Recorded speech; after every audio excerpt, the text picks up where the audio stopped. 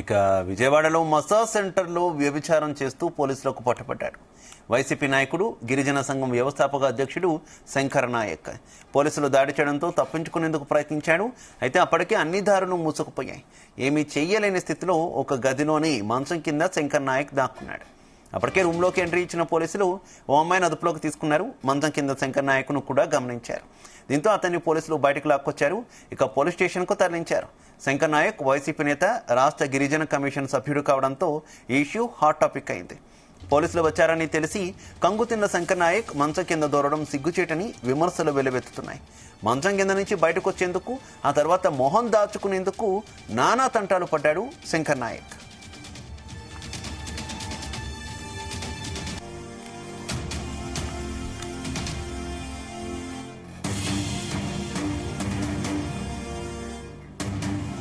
ఇదే విషయానికి సంబంధించి మరింత సమాచారం మా కరెస్పాండెంట్ యశ్వంత్ అందిస్తారు.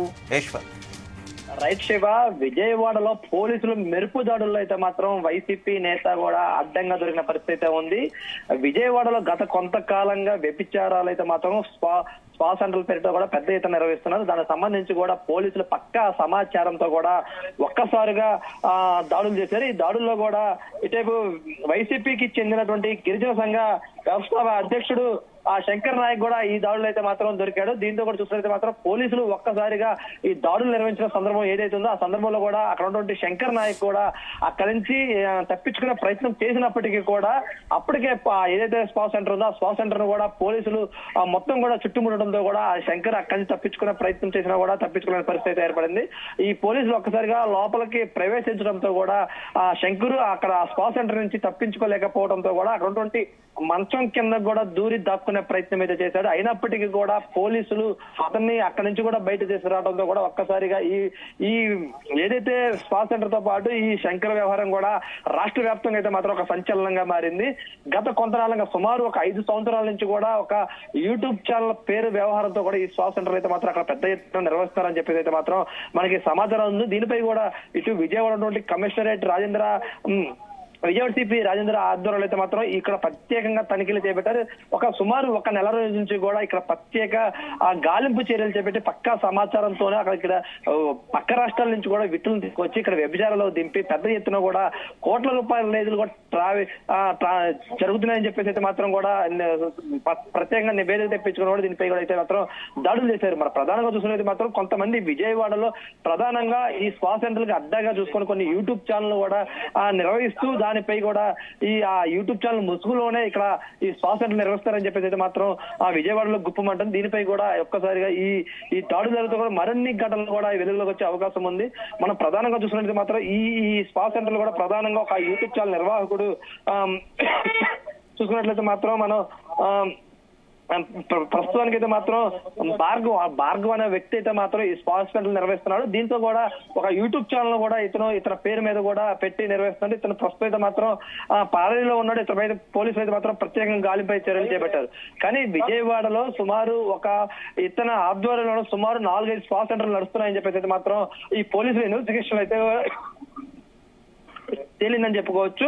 కానీ ఇంకా ఈ స్పా సెంటర్ ముసుగులు అయితే మాత్రం చాలా మంది సుమారు 13 మంది మహిళలను కూడా యువతలను కూడా పోలీసులు అయితే మాత్రం గుర్తించారు. అదేవిధంగా కూడా 10 మంది యువకులు కూడా ఈ స్పా సెంటర్ లో విట్టులుగా అయితే మాత్రం కూడా గుర్తించినట్లయితే మాత్రం పోలీసులు అయితే చెప్తున్న పరిస్థితి అయితే ఉంది. కానీ ఈ స్పా సెంటర్ లో ముసుగులు అయితే మాత్రం గత కొంతకాలంగా కూడా విజయవాడలో ఉన్నటువంటి పలు సెంటర్ లో కూడా పెద్ద పెద్ద అపార్ట్మెంట్లు కూడా తీసుకొని పెద్ద బడాబాబుల్ని టార్గెట్ చేసి కోట్ల రూపాయలు కూడా బిజినెస్ చేస్తారని చెప్పేసి మాత్రం విజయవాడలో అయితే మాత్రం పెద్ద హాట్ టాపిక్ గా మారిందని కూడా చెప్పుకోవచ్చు. అయితే ప్రస్తుతం ఇతని కార్యకలాపాలకు సంబంధించి, శంకర్ నాయక్ కార్యకలాపాలకు సంబంధించి వైసీపీ ఏమైనా రెస్పాండ్ అయిందా? నియోజకవర్గ నాయకులు కానీ లేదంటే జిల్లా స్థాయి నాయకులు ఎవరైనా రెస్పాండ్ అయిన సిచ్యువేషన్ ఏమైనా కనిపిస్తుందా?